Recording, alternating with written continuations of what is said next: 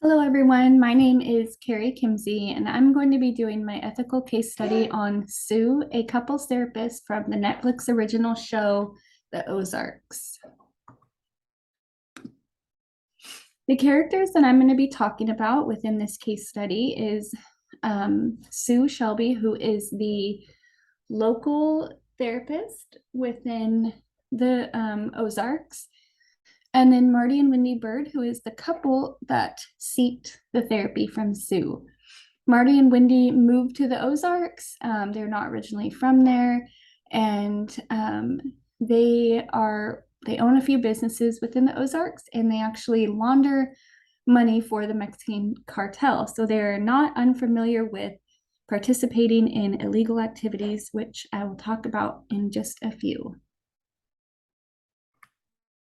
The dilemma within this situation is that Sue, the therapist, is accepting bribery from both clients.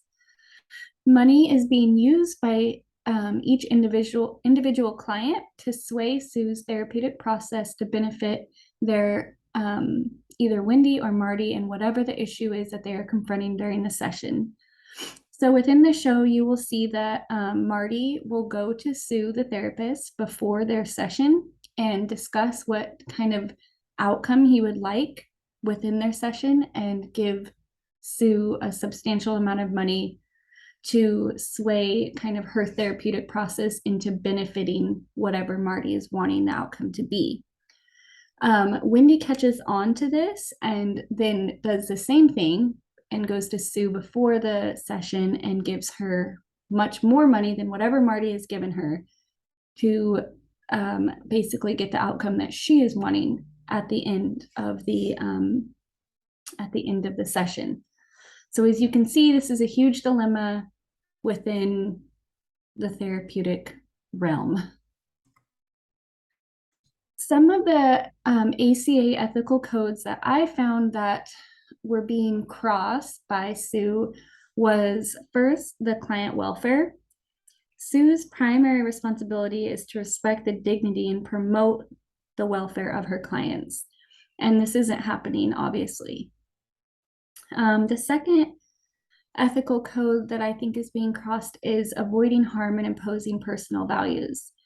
So the way that I see this is that if she's accepting money, if Sue's accepting money, and then basically saying whatever the clients are wanting her to say, she is imposing harm and she's imposing her own personal values as well, because she's taking the money and kind of just doing whatever they want her to do. And then lastly is managing and maintaining boundaries and personal relationships. So within this section of extending counseling boundaries, I was reading this and it says counselors consider the risk and benefits of extending current counseling relationships beyond conventional perimeters. Examples include attending a client's formal ceremony, like a wedding or commitment ceremony or graduation, purchasing a service or product provided by a client, or accepting unrestricted bartering. So I believe that this falls under that as well. So these are just a few that I've seen, but there, I'm sure, are plenty other ethical codes that are being broken within this situation. So I was going to look at some of the laws and regulations within the Ozarks around bribery, but I thought it might be more beneficial for me just to kind of understand the Oregon laws and regulations around bribery.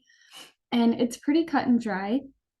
So it is illegal for someone to be giving a bribe. So Marty and Wendy would both be breaking the law within Oregon if they were trying to bribe or while they try to bribe Sue. And then Sue would also be breaking the law by receiving the bribe as well. So, consulting with my partner on this whole situation, I just asked a few questions to kind of understand what his thoughts were on the situation. The first question was, is bribery ever okay? And his answer was no, it's never okay to accept a bribery. The second question was, what are the consequences of the therapist accepting the bribery? And his answer was, the therapeutic process is being manipulated and can cause damage to the relationship. The last question was, do you think that the therapist is creating a healthy therapeutic process for the couple? And the answer was not at all. So some possible courses of action that Sue could have taken was, number one, always follow the ACA Code of Ethics. Number two, she could have rejected the bribery from Marty at the very beginning. And number three, she could have referred the couple to a different therapist when the first act of bribery started. I don't know if it would have been comfortable to continue to participate in therapy with the couple if they had already asked to kind of bribe her. So she could have rejected the bribery and then referred them to a different therapist. Some consequences of that course of action would have been, maybe the couple would decide to not participate in services because she didn't want to accept their bribe. Or the couple could have decided to just continue to move forward with the treatment plan with Sue, and then the therapist could have been providing a quality care for both of them and helping them reach the goals that they wanted to as a couple. What Sue decided to do, though, was to take the money from Marty and to lean more towards what he was wanting the outcome of the sessions to be. Sue then also decided to take money from Wendy to lean more towards what she was wanting the outcomes of the sessions to be. Some of the outcomes of Sue's decisions were Marty and Wendy's relationship just continued to be toxic, and the therapy was not helping at all. And it was probably making it worse because the therapist was taking sides every single session, whether it was Marty or Wendy.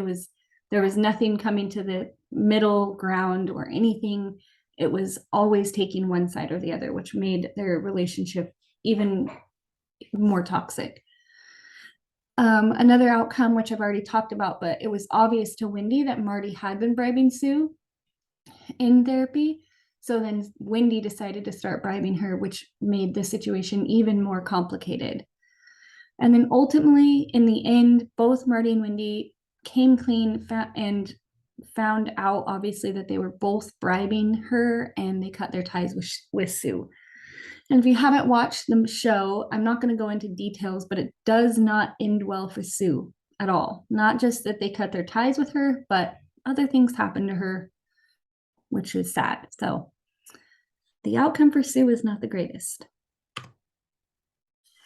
So Sue's morals and values. I believe that Sue goes against a lot of her own morals and values when it comes to this situation because she was allowing money to skew her way of thinking. She stepped totally away from the therapeutic process and from applying therapy in a way that is helpful to the clients, and just allowed money to influence her. And by accepting the money from both clients, it made it very hard for her to think morally and ethically within the therapeutic process. And she was not able to provide her clients with the best care possible, which is obviously the ultimate goal in couples therapy and all therapy, is to the welfare of the clients and to help them achieve the goals that they're wanting. So I think Sue went against some of her values, and I think her morals kind of dropped as well. So I hope that this was helpful to everyone, and thank you all for listening.